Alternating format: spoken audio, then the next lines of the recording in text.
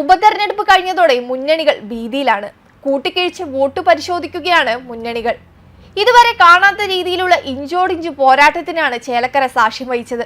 3000-ലേറെ വോട്ടിന്റെ ഭൂരിപക്ഷത്തോടെ 28 വർഷത്തിനു ശേഷം മണ്ഡലം തിരിച്ചുപിടിക്കാനാകുമെന്നാണ് UDF പ്രതീക്ഷ. പാലക്കാട് വാശിയേറിയ പോരാട്ടം നടക്കുമ്പോഴും അത് സിറ്റിംഗ് സീറ്റാണെന്നും ചേലക്കര പിടിച്ചെടുത്താൽ രാഷ്ട്രീയ വിജയമെന്നുമാണ് കോൺഗ്രസ് നേതാക്കൾ പറയുന്നത്. ബൂത്ത് തലങ്ങളിൽ നിന്നും കണക്കു ശേഖരിച്ച് അന്തിമ വിലയിരുത്തലിലേക്ക് കടന്നെങ്കിലും 18,000 വോട്ടിന് വിജയിക്കുമെന്നാണ് CPM-ന്റെ പ്രാഥമിക വിലയിരുത്തൽ. വോട്ട് വർദ്ധിപ്പിക്കുമെന്ന ആത്മവിശ്വാസത്തിലാണ് BJP. കടുത്ത ആത്മവിശ്വാസമാണ് കോൺഗ്രസ് മുന്നോട്ട് വയ്ക്കുന്നത്. തെരഞ്ഞെടുപ്പ് എന്നാണെന്നും സ്ഥാനാർത്ഥി ആരാണെന്നും അറിയുന്നതിന് 4 മാസം മുമ്പേ നടത്തിയ പ്രചരണ മുന്നൊരുക്കങ്ങൾ മാത്രം മതി വിജയം ഉറപ്പാക്കാനെന്നാണ് UDF കേന്ദ്രങ്ങൾ പറയുന്നത്.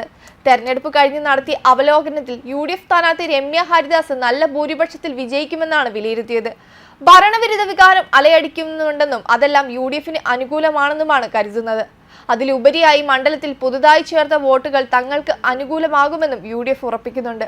ഉപതെരഞ്ഞെടുപ്പിനായി പുതുതായി വോട്ടർ പട്ടികയിൽ ഇടം പിടിച്ച 9,000 പേരിൽ 6,000 പേരെ ചേർത്ത് തങ്ങളാണെന്നാണ് UDF അവകാശപ്പെടുന്നത്. BJP-ക്ക് മുൻതൂക്കമുള്ള തിരുവല്ലോമല പഞ്ചായത്തിലെ 1055 പുതിയ വോട്ടർമാരിൽ 1044 പേരെ ചേർത്തതായും UDF ആണെന്നും അവകാശപ്പെടുന്നുണ്ട്. പോളിംഗ് ദിവസം ബൂത്തിലേക്ക് ഒഴുകിയെത്തിയ സ്ത്രീ സാന്നിധ്യം രമ്യയ്ക്ക് മാത്രം അനുകൂലമാണെന്നാണ് വിലയിരുത്തിയത്. സ്ത്രീ വോട്ടർമാരെ രമ്യ ഏറെ സ്വാധീനിച്ചിട്ടുണ്ടെന്നും കഴിഞ്ഞ ലോക്സഭാ മത്സരത്തിൽ ചേലക്കര നിയമസഭാ മണ്ഡലത്തിലെ ഭൂരിപക്ഷം കുറയ്ക്കാനായത് ഇതിന് ഉദാഹരണമാണെന്നും ചർച്ച ചെയ്യുന്നുണ്ട്.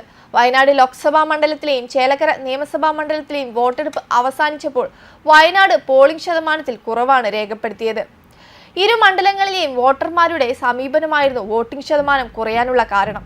അതേസമയം വയനാട്ടിൽ ഇത്തവണ പോളിംഗ് ശതമാനം കുത്തനെ തകർന്നപ്പോൾ ചേലക്കരയിൽ മികച്ച പോളിംഗ് ആണ് രേഖപ്പെടുത്തിയത്. ചേലക്കരയിലെ ബൂത്തുകളിൽ പലയിടത്തും പോളിംഗ് സമയം കഴിഞ്ഞ ശേഷവും വോട്ടർമാരുടെ നീണ്ട ക്യൂ ഉണ്ടായിരുന്നു. അതിനിടയിൽ സാങ്കേതിക തകരാറും വോട്ടിങ്ങിനെ ബാധിച്ചു. അതേസമയം വയനാട്ടിൽ രാവിലെ മുതലുണ്ടായിരുന്ന പോളിംഗിലെ കുറവ് വൈകിട്ടും തുടരുകയായിരുന്നു. പോളിംഗ് സമയം വൈകിട്ട് 6-ന് പൂർത്തിയായപ്പോഴും വയനാട്ടിലെ ബൂത്തുകളിൽ കാര്യമായ തിരക്കുണ്ടായിരുന്നില്ല.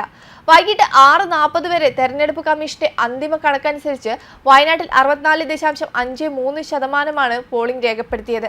ചേലക്കരയിൽ വൈകിട്ട് 6:40 വരെയുള്ള കണക്കനുസരിച്ച് 72.42% പോളിംഗും രേഖപ്പെടുത്തി.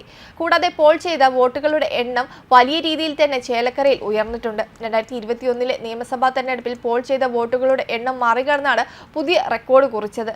നിയമസഭാ തെരഞ്ഞെടുപ്പിൽ ഉണ്ടായിരുന്നതിനേക്കാൾ മികച്ച പോളിംഗ് ശതമാനം ചേലക്കരയിൽ ഉണ്ടായതിനാൽ തികച്ച വിജയപ്രതീക്ഷയിലാണ് മുന്നണികൾ. വെബ് ഡെസ്ക് കർമ്മ ന്യൂസ്.